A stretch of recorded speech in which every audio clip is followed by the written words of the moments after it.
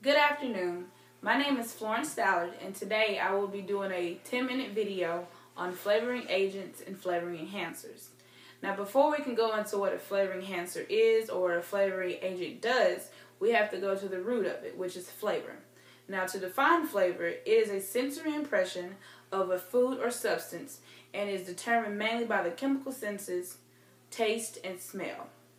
Now, there were originally 4 basic tastes, but now there are 7. So to start those off, we had sweet, sour, bitter, and salty. And the 3 that have been added now are umami, which is a savory aspect, pungent, and metallic. Flavorings are focused on altering the flavors of natural food products such as meats and vegetables, or creating flavor for food that does not have the desirable flavors such as candies and other snacks. Most types of flavorings are focused on scent and taste. Now, when it comes to adding flavors to food, there are 3 types used. The first type is natural flavoring substances. Flavoring substances obtained from plant and animal raw materials by physical, microbiological, and enzymatic processes.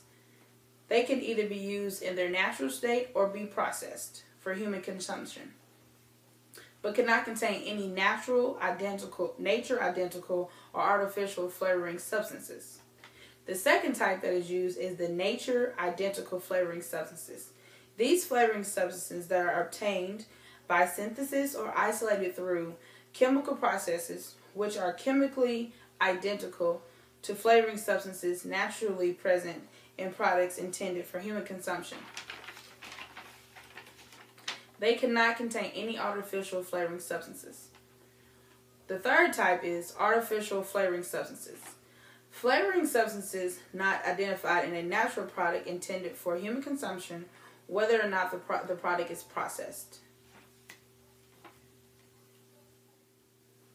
Now that we've gone over what flavor is and what we use flavor for, we can go into what flavoring agents are and what flavor enhancers do.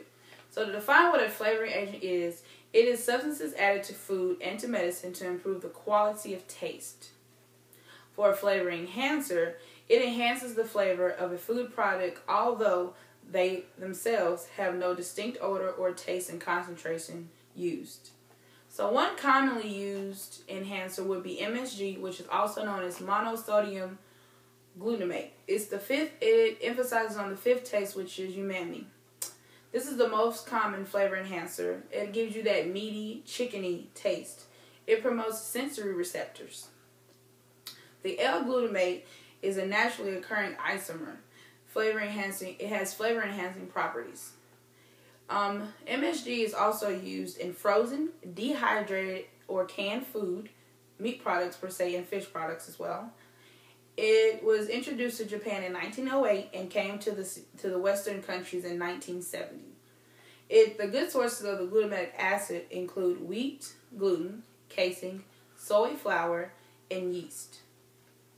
A second form of enhancer or additive is known as nucleotides. We have 5-foot nucleotides. One is IMP, which stands for inosine glutamate monophosphate, GMP, which is guanosine monophosphate. These are the alternatives to MSG. They have flavor enhancing properties that are 10 to 20 times stronger than MSG. In addition, nucleotides provide a sensation of higher viscosity in liquid foods such as soups and chowders. Good sources of nucleotides would be dry bonito fish, yeast, and fungi. MSG and nucleotides are used as flavor enhancers in meat and poultry products, vegetables, soups, and seafood. Another type of enhancer that we'll discuss is maltoid. It has a caramel-like odor. It enhances perception of sweetness in carbohydrate-rich foods such as fruit juices, marmalades, and jellies. It also acts as a flavor enhancer in chocolate and candies, ice cream, baked products, and coffee. It also exhibits antioxidant properties included in coffee and roasted cereal products. It is formed during the roasting of malt, coffee, cocoa beans, and grains. It is also found in the crust of bread. It is also formed from di, tri, and tetrasaccharides.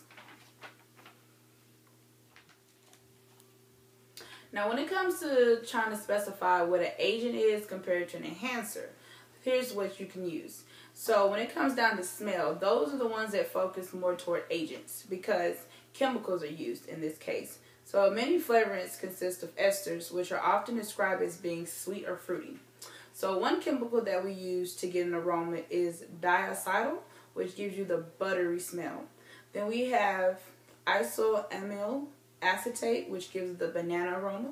We have ethyl propionate, which gives a fruity smell. We have allyl hexanate, which gives you a pineapple. And we have ethyl maltol, which gives a sugar cotton candy smell to it. Now, when it comes to taste, that's when you have a flavor enhancer. So while salt and sugar can technically be considered flavorants that enhance salty and sweet taste, usually only compounds that enhance umami. Umami, or the savory flavorants, more commonly called taste and flavor enhancers, are largely based on amino acids and nucleotides. These are typically used in sodium and calcium salts. So some of the salts that we use are the glutamic acid salts. This type of amino acid is a sodium salt, which is also known as MSG, is one of the most commonly used enhancers in food processing. We have mono and diglutamate salts are commonly used. Then we have glycine salts, which are simple amino acid salts typically combined with glutamic acid as flavor enhancers.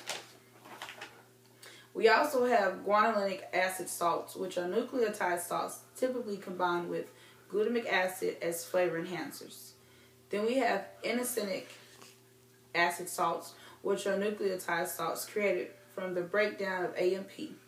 Due to the high cost of production, typically combined with glutamic acid as flavor enhancers. We also have 5'-ribose-nucleotide, which is a nucleotide salt typically combined with other amino acids and nucleotide salts as flavor enhancers. Now, when it comes to enhancing the sour taste, there are certain organic and inorganic acids that can be used to enhance the sour taste. Each acid imparts slightly different sour or tart taste that alters the flavor of the food. So one acid that we use is acetic acid, which gives vinegar its sour taste and distinctive smell. Next, we have ascorbic acid, which is found in oranges and green peppers and gives a crisp, slightly sour taste, also known as vitamin C. We have citric acid, which is found in citrus fruits and gives them their sour taste.